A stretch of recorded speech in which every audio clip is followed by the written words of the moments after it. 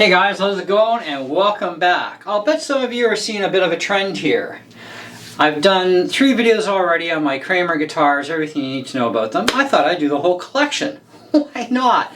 I seem to be getting good views and good response, so hey, let's continue the fun and party. And today is going to be the Jackson JS series dinky arch top called the JS32Q, which I'm suspecting their Q has to do with the quilted maple top on this thing. The rest of the name code is DKA HT Everything. So let's talk about this little puppy and what it all entails. First of all, I do live in Canada, as many of you know. Some of you don't know. But this guitar sells currently at Long & McQuaid for $379. And 99 cents if you want to get really technical to the penny, so just call it 380 bucks to keep it simple. Anyways, so what we've got here is a body that's made out of poplar with a maple top on it that's quilted. Now I'm suspecting it's nothing more than veneer because it's not exactly a heavy guitar. If it was like an actual maple top, it would have some beef to it, kind of like our Les Pauls do from Gibson and Epiphone. But anyways, nonetheless, we do have a quilted maple top, which looks fantastic. Now, this is the transparent green burst, as they call it. They also have the black burst and the purple burst.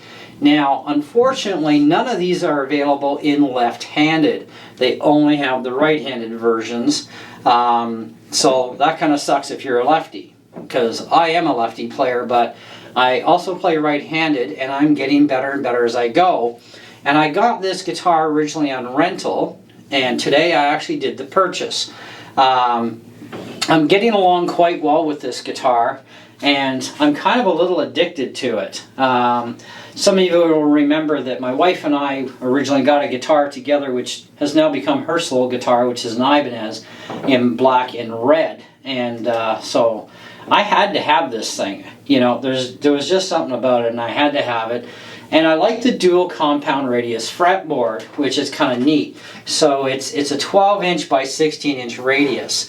So it gets a little wider as you get closer to the heel, narrower up near the headstock, of course. Now, the neck does have a satin finish on it. It looks like there's no finish, but there actually is a very light satin finish to it. So the neck is very much protected. It is a maple neck. The fretboard is Everything on this one, so it's not like rosewood or anything else like that. It's called Everything, and it looks it has some similar characteristics, I guess, to some of the rosewoods out there, but it's definitely a different wood. And I have no qualms about what the fretboard material is. As long as my frets stay in, what do I care? I do love maple fretboards, though. They are really nice. But anyhow, in continuing on, we do have a plastic nut, so kind of a cheapy nut, but hey, this thing is under $400. You're not going to get a bone nut on the sucker. Pearloid shark fin inlays for your position markers. We do have actual jumbo frets on this thing. They're not like jumbos, but they are jumbos nonetheless. And so you don't have to put hardly any pressure at all, especially when you start getting into jumbos. Like medium jumbos are a little bit smaller. They're not quite as tall or as wide as jumbos are. So, a little bit different. Jumbo's a lot different, obviously. So you don't have to put hardly any pressure at all, because if you do, well, you're playing out of pitch and out of tune. So you learn to have a light touch. And this is kind of like a shredder guitar, because it's also got 24 frets on it too, which is typical for shredding type guitars, to have 24 frets. So anyways, we do have a 25.5-inch scale length, as well as Jackson sealed die-cast tuners. Now, Jackson actually does do a really good job on their tuners, and I'll say this about Jacksons. Whether you buy a cheaper Jackson or a more expensive Jackson, they put the same quality and workmanship into all levels of their guitars. which is quite fantastic because a lot of companies really don't. Their lower line really really sucks. You know, you're going to have to put a lot of work into them. They're going to have really crummy pickups generally.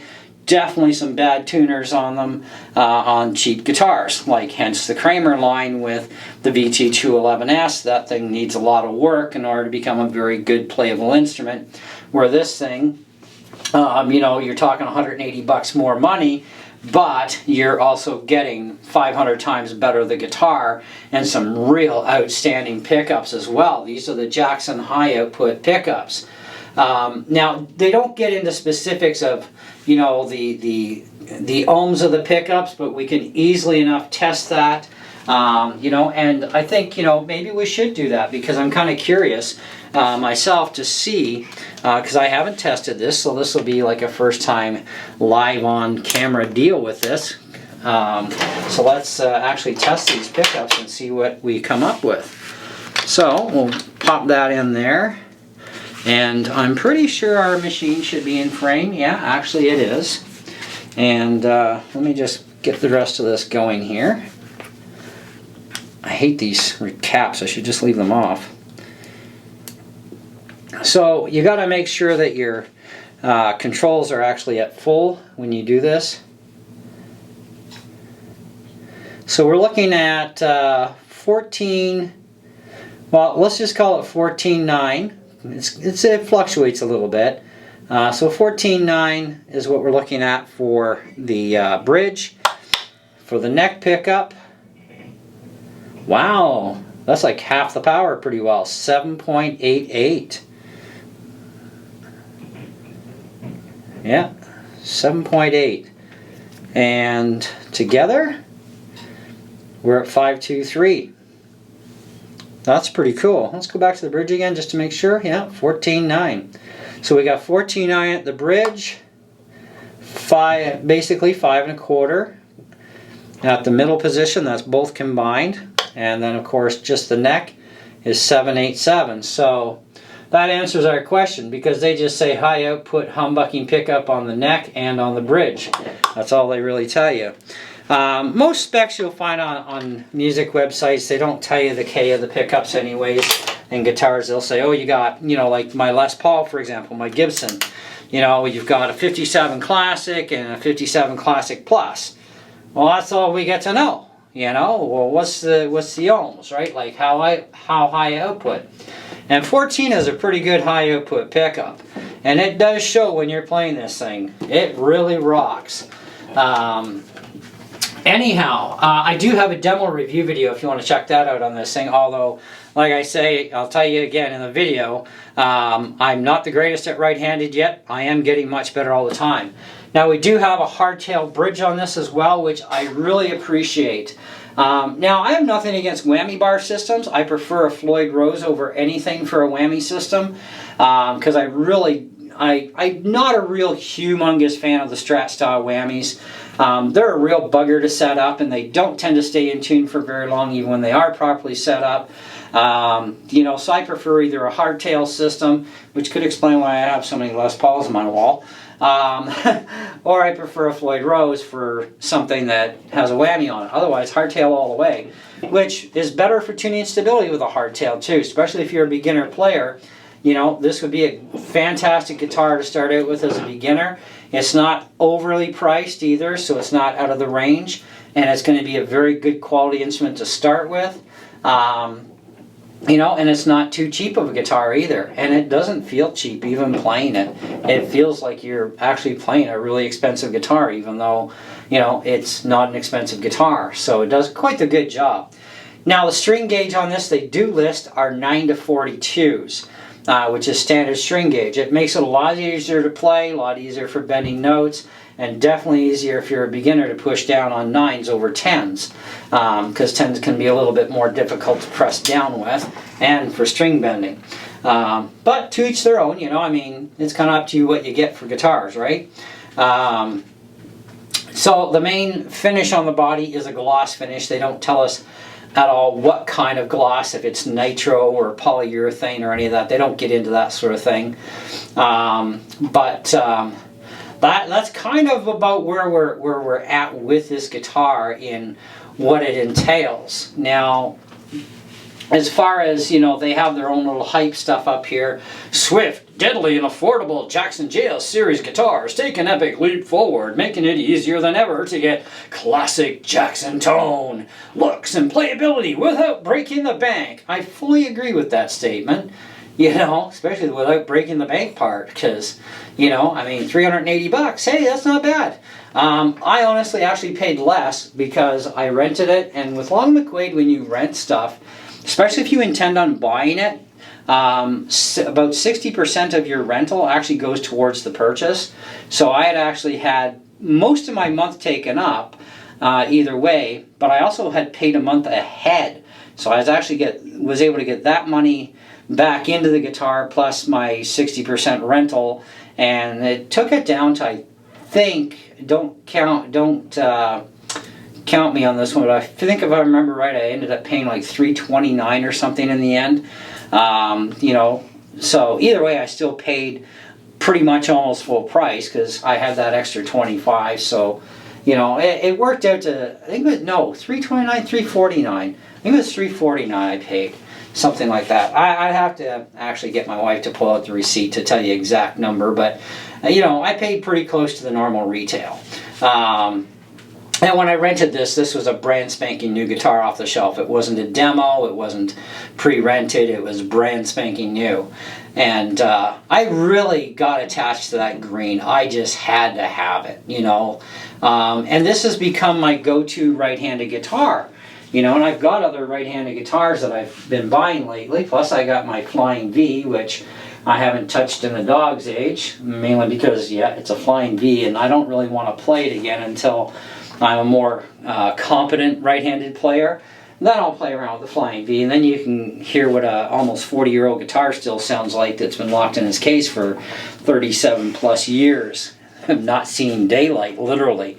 And it's still a great guitar for an old Series A. It's a wonderful guitar. I think I may upgrade the tuners on it though. But anyhow, so that's kind of where we sit with this Jackson. It is a bolt-on neck too, by the way. So, you know, if you take the neck off for any reason, you know, you put it back on, it bolts on, bolts off, you know. If you find that, you know, wood shifts as it always does, if you ever did need to shift the neck at all, bolt-on necks are great for that because you can reshift things.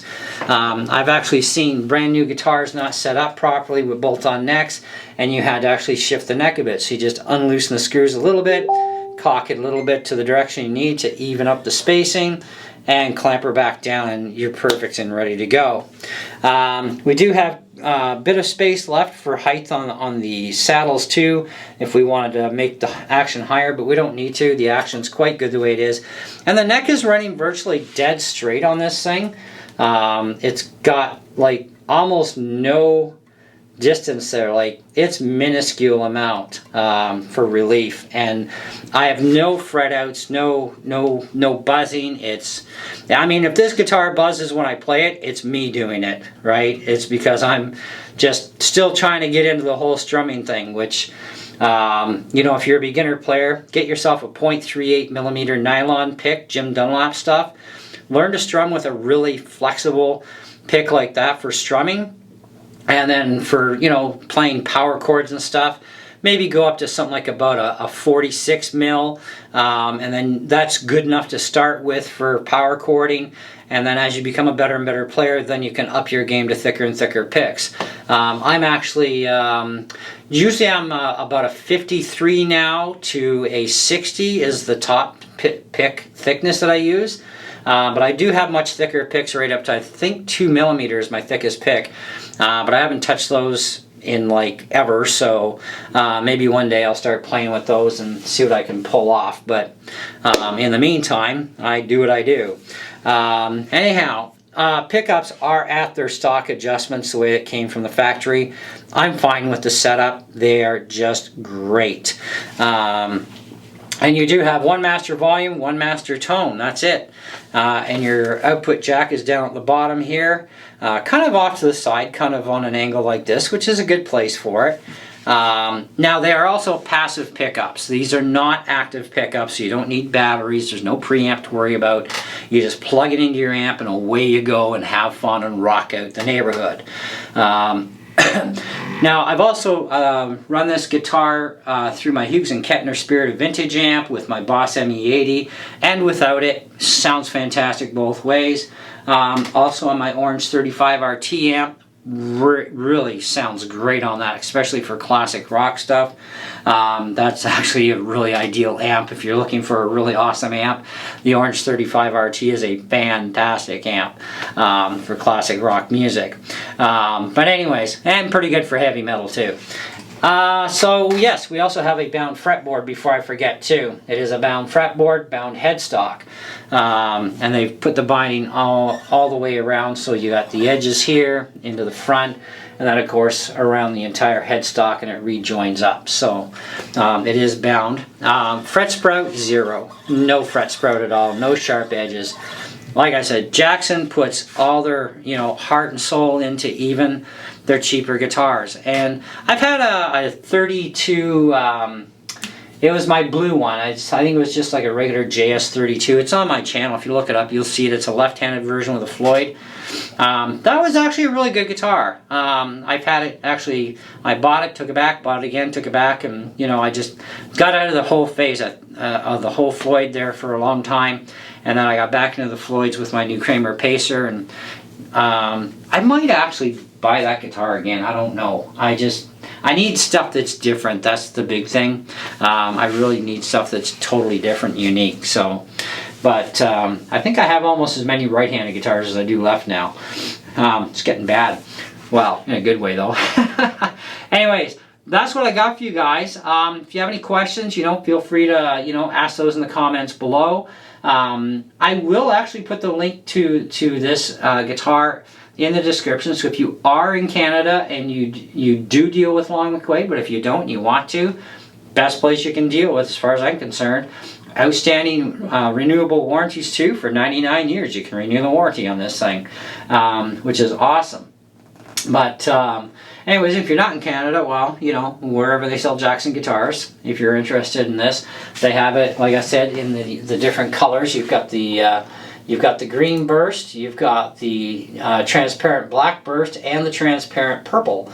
And even the black and the purple burst look really good. I'm just kind of like a green machine. I love this green, especially this shade is like just, I love it. So anyways, so that's all I got for you. Thanks for watching, and we'll catch you on the next one. See ya.